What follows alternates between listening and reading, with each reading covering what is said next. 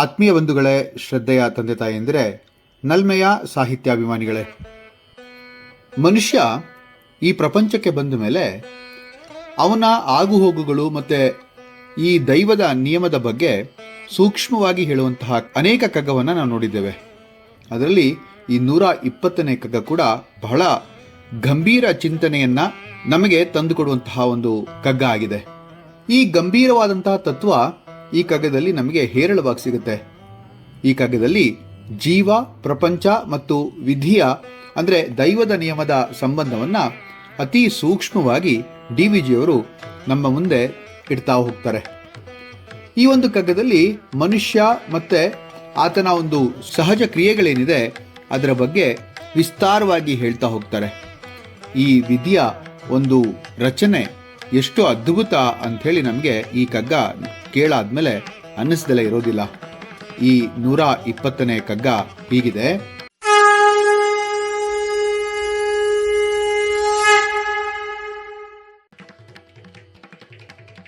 ಪಾಕ ನಿನ್ನೊಳದೊಂದು ಸಾಗುತಿಹುದೆಡೆ ಬಿಡದೆ, ಲೋಕದೆಲ್ಲವೂ ಸೂಕ್ಷ್ಮ ಗತಿನೊಳವೊಕ್ಕು, ಸಾಕು ಬೇಕುಗಳೆಲ್ಲವದರಿನ ಯಂತ್ರವನು ಏಕೆ ರಚಿಸಿದನೋ ವಿಧಿ ಮಂಕುತಿಮ್ಮ.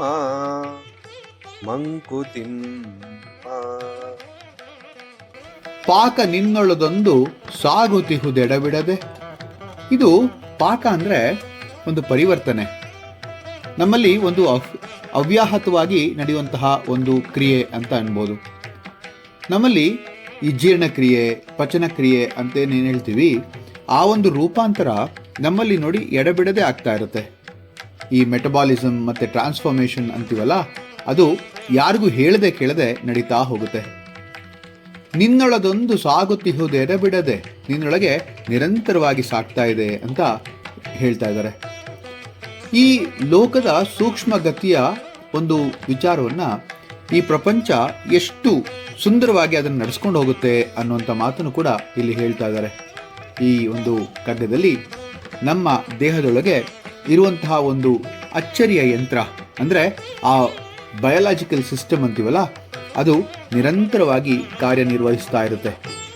ಉಸಿರಾಟ, ಜೀರ್ಣಕ್ರಿಯೆ, ರಕ್ತ ಸಂಚಾರ ಇವೆಲ್ಲ ನಮ್ಮ ಗಮನಕ್ಕೆ ಬಾರದಂತೆ ನಡೀತಾ ಹೋಗುತ್ತಲ್ವಾ. ಅದೇ ರೀತಿ ಈ ವಿಶ್ವವು ಕೂಡ ಸೂಕ್ಷ್ಮ ಚಲನೆ ಅಂದರೆ ಮೈಕ್ರೋ ಲೆವೆಲ್ ಡೈನಾಮಿಕ್ಸ್ ಅಂತೀವಲ್ಲ, ಅದರ ಮೂಲಕ ನಿರಂತರವಾಗಿ ಚಲಿಸ್ತಾನೆ ಹೋಗುತ್ತೆ. ಬೇಸಿಗೆ ಆದಮೇಲೆ ಮಳೆಗಾಲ, ಮಳೆಗಾಲ ಆದಮೇಲೆ ಮತ್ತೆ ಚಳಿಗಾಲ, ಚಳಿಗಾಲ ಆದ ನಂತರ ಮತ್ತೆ ಬೇಸಿಗೆಗಾಲ. ನೋಡಿ ಎಷ್ಟು ಸುಂದರವಾಗಿ ಯಾರೋ ಹೇಳಿ ಮಾಡಿಸ್ತಾ ಇರೋ ರೀತಿಯಲ್ಲಿ ಅದು ನಡೀತಾ ಹೋಗುತ್ತೆ. ಹಗಲಾದ್ಮೇಲೆ ರಾತ್ರಿ, ರಾತ್ರಿ ಆದಮೇಲೆ ಮತ್ತೆ ಹಗಲು. ಇದು ನಮಗೆ ಬಾರದಂತೆ, ನಮಗೆ ಗೊತ್ತಾಗದಂತೆ ನಡೀತಾ ಹೋಗುತ್ತಲ್ವಾ. ನಮ್ಮ ಜೀವನದಲ್ಲಿ ಈ ಸಾಕು ಬೇಕು ಅಂದರೆ ನೀಡ್ಸ್ ಆ್ಯಂಡ್ ಡಿಸೈರ್ಸ್ ಅಂತೀವಲ್ಲ, ಅದೆಲ್ಲ ಕೂಡ ಇದೇ ಯಂತ್ರದ ಭಾಗ ಅಂದರೆ ನಾವು ಅಚ್ಚರಿ ಪಡಬೇಕಾದ್ದೇನಿಲ್ಲ. ಬಹಳಷ್ಟು ಇಂತಹ ವಿಚಾರಗಳನ್ನು ಭಗವದ್ಗೀತೆಯಲ್ಲಿ ಬಹಳ ಹೇಳ್ತಾ ಹೋಗ್ತಾರೆ. ಒಂದು ಭಗವದ್ಗೀತೆಯ ಒಂದು ಶ್ಲೋಕ ಇದಕ್ಕೆ ಬಹಳ ಸುಂದರವಾಗಿ ಮೂಡು ಬರುತ್ತೆ. ಪ್ರಕೃತೆ ಕ್ರಿಯಮಾಣಾನಿ ಗುಣೈಹಿ ಕರ್ಮಾಣಿ ಸರ್ವಶಃ ಅಹಂಕಾರ ವಿಮೂಢಾತ್ಮ ಕರ್ತಾಹಮಿತಿ ಮನ್ಯತೆ ಅಂತ ಹೇಳುವಂಥ ಒಂದು ಶ್ಲೋಕ. ಇದರ ಅರ್ಥ ಏನಪ್ಪಾ ಅಂತಂದ್ರೆ, ಪ್ರಕೃತಿಯ ಗುಣಗಳಿಂದ ಎಲ್ಲಾ ಕ್ರಿಯೆಗಳು ನಡೀತಾ ಇರುತ್ತೆ, ಆದರೆ ಅಹಂಕಾರದಿಂದ ಮೋಸಗೊಂಡಂತ ಮಾನವನು ನಾನು ಮಾಡ್ತಾ ಇದ್ದೇನೆ ಅಂಥೇಳಿ ಭಾವಿಸ್ತಾನೆ ಅಂತ. ನಮ್ಮೊಳಗಿನ ಪಾಕ ಮತ್ತು ಯಂತ್ರ ಕೂಡ ಪ್ರಕೃತಿಯೇ ನಡೆಸುತ್ತಲ್ವಾ. ಕಠೋಪನಿಷತ್ತಲ್ಲಿ ಒಂದು ಸುಂದರವಾದಂತಹ ಒಂದು ಶ್ಲೋಕ ಇದೆ. ಆತ್ಮಾನಾಂ ರತಿನಂ ವಿದ್ಧಿ ಶರೀರಂ ರಥಮೇವತು ಬುದ್ಧಿಂತು ಸಾರಥಿಂ ವಿದ್ಧಿ ಮನಃ ಪ್ರಗ್ರವಮೇವಚ. ದೇಹ ಒಂದು ರಥ, ಆತ್ಮ ರಥದ ಸ್ವಾಮಿ, ಬುದ್ಧಿ ಸಾರಥಿ, ಮನಸ್ಸು ಲಗಾಮು ಅಂತ ಹೇಳಿ. ಈ ನಮ್ಮ ದೇಹ ಒಂದು ಯಂತ್ರ, ಅದರೊಳಗಿನ ಚಲನೆ ದೇವರ ನಿಯಮದಿಂದ ಆಗುತ್ತೆ ಅನ್ನೋದು ನಮಗೆ ಗೊತ್ತಾಗಬೇಕಾದಂಥ ಒಂದು ಅತಿ ಪ್ರಮುಖವಾದಂತಹ ಅಂಶ. ದೇಹದೊಳಗಿನ ಕ್ರಿಯೆಗಳು ನೋಡಿ ಎಷ್ಟು ಅದ್ಭುತ ಅನಿಸುತ್ತಲ್ವಾ. ನಾವು ನಿದ್ರಿಸ್ತಾ ಇರ್ಬೇಕಾದ್ರೆ ಹೃದಯ ಬಡಿತಾ ಇರುತ್ತೆ, ಉಸಿರಾಟ ನಡೀತಾ ಇರುತ್ತೆ, ಆಹಾರ ಜೀರ್ಣವಾಗ್ತಾ ಇರುತ್ತಲ್ವಾ.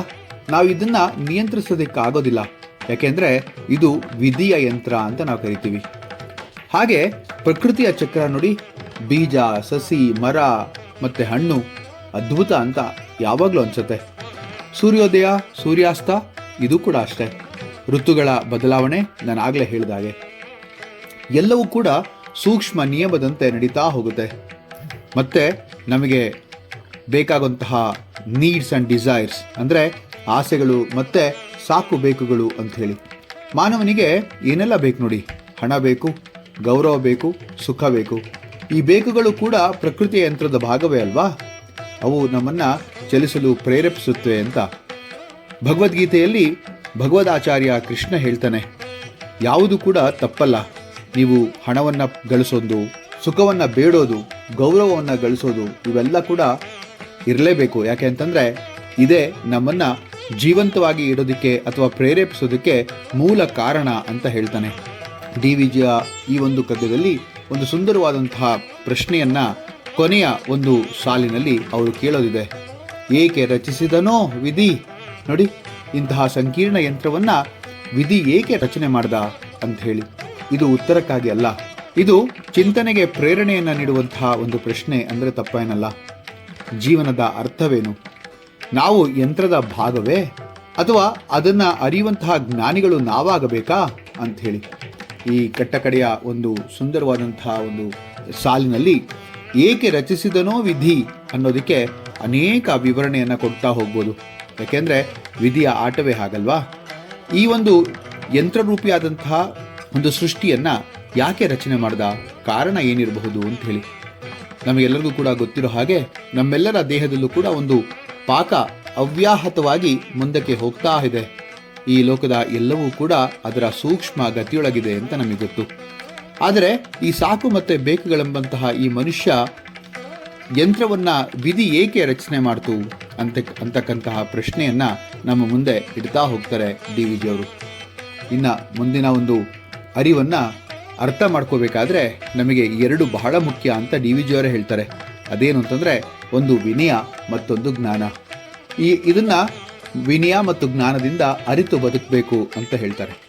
ಮಾನವನು ಅಂದರೆ ನಾವೆಲ್ಲರೂ ಅರ್ಥ ಮಾಡ್ಕೋಬೇಕಾದ್ದು ಅಂದರೆ ನಾವೆಲ್ಲರೂ ಈ ಯಂತ್ರದ ಚಾಲಕರಲ್ಲ, ಪ್ರಯಾಣಿಕರು.